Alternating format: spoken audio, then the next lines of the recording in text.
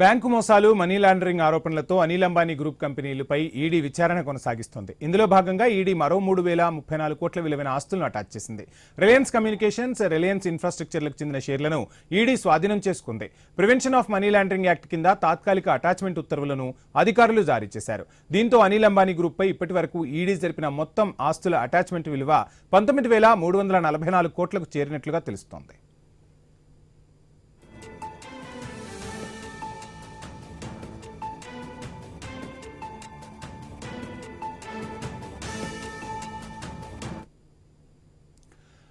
ఇక ఈ సంస్థలు గతంలో కూడా అనేక ఆర్థిక సవాళ్లను ఎదుర్కొన్నాయి. దీనివల్ల భారీగా అప్పులు పెరిగిపోవడంతో పాటు దివాలా ప్రక్రియలు కూడా చోటు చేసుకున్నాయి.